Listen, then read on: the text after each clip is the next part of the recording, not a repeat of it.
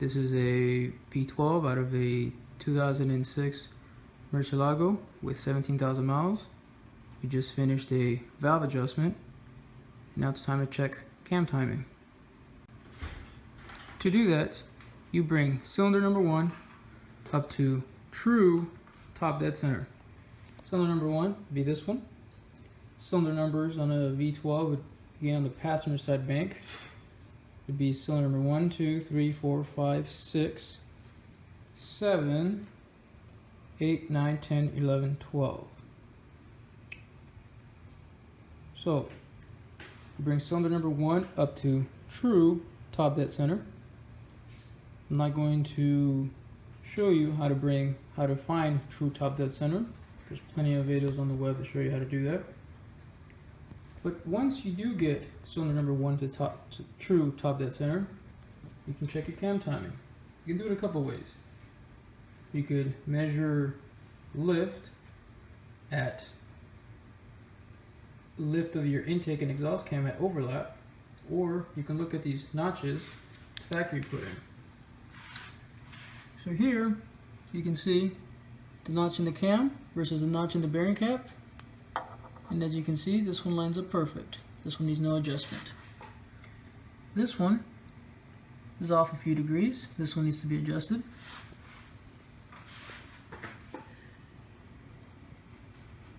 This one's also a few degrees, needs to be adjusted.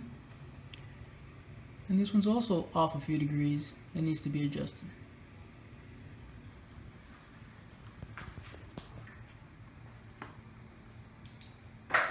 To adjust, you loosen your variator bolts, and using a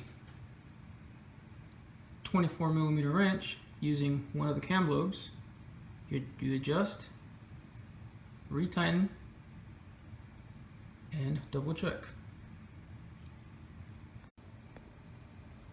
Alright, so to adjust the cam timing, loosen up your 6 variator bolts.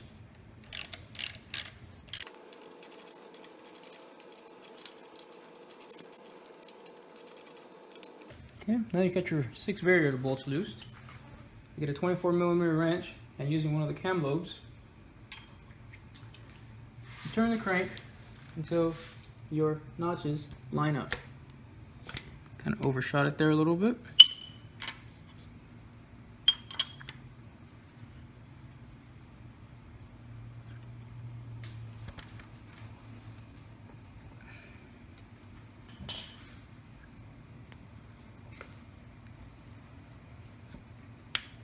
Overshot it a little bit.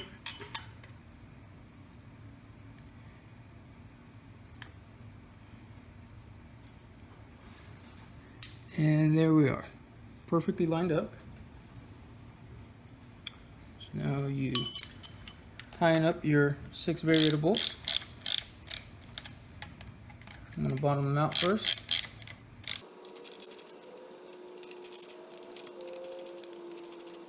Then torque them to 5 foot-pounds or 7 Newton meters.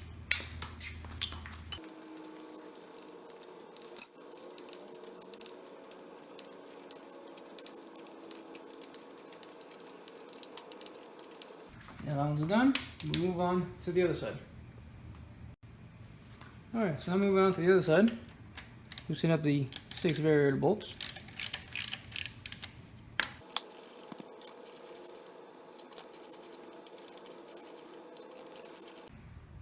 Okay, just like the other side, get a 24mm wrench and line the notches.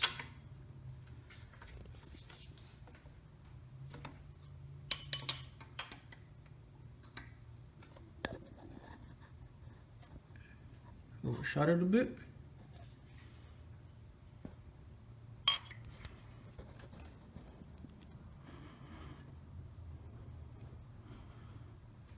And there we go. Tying the 6 variator bolts.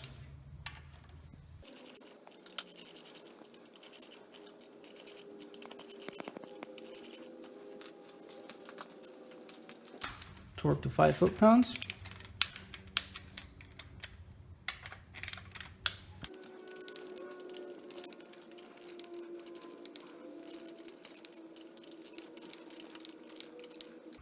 on to the next one.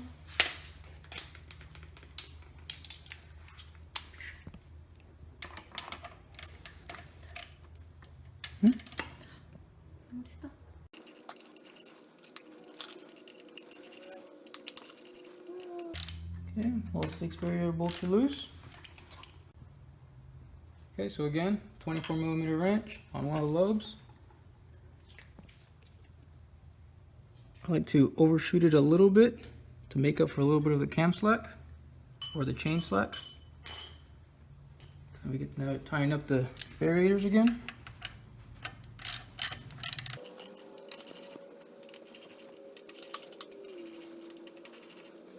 Torque to 5 foot-pounds.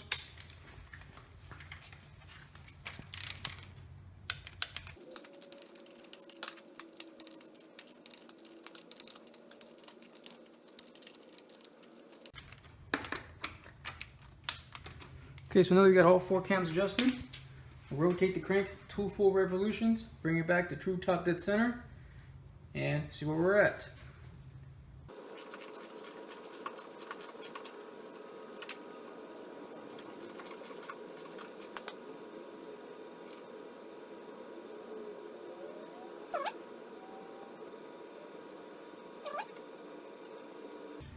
And perfect top dead center. Now let's go look at our marks.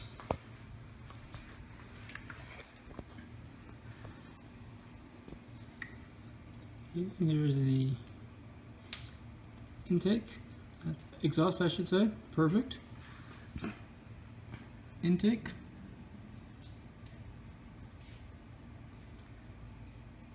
Also perfect. Intake on the other side. Perfect. And exhaust on the other side. Perfect.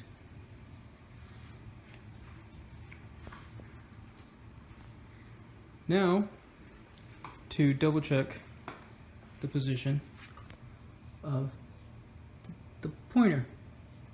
This pointer tells the computer when cylinder number 1 and number 7 are at top dead center. To do that, we bring the cylinder number 1 to 30 degrees before top dead center.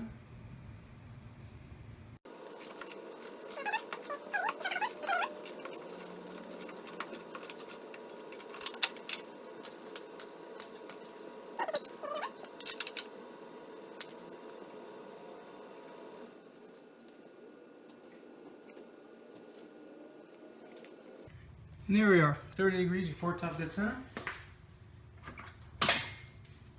So Lamborghini has a jig that you can install here as a guide to line it up with your pointer, but you can also use the actual variator cover as a guide.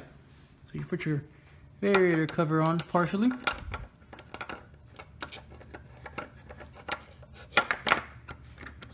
and then you just double check that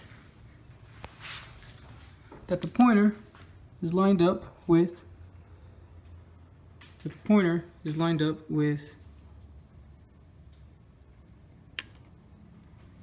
the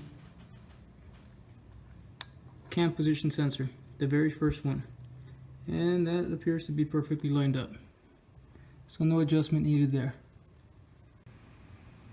So another way where you can verify cam timing is to measure lift at the overlap stage. So basically, when cylinder number 6 is at top dead center right after the exhaust stroke, your intake valve will start to open as your exhaust valve is closing. So your intake valve at top dead center should be opened about 39 thousandths of an inch. Your exhaust valve at top dead center should be opened about 14 thousandths of an inch. So let's see what we have. So right now I'm about 30 degrees before top dead center. The dial indicator is zeroed out on the intake valve. And let's see what we have at top dead center.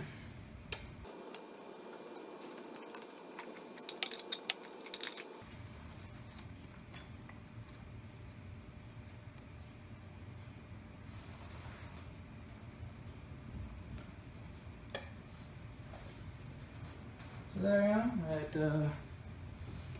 just a little bit more.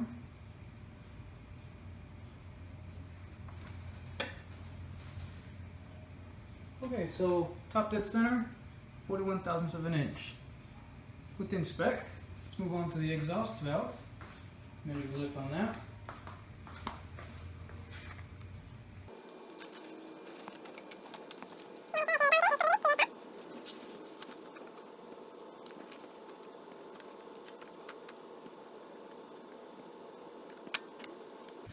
Okay, there you go. Zero out the dial indicator. Let's see how much lift we have here.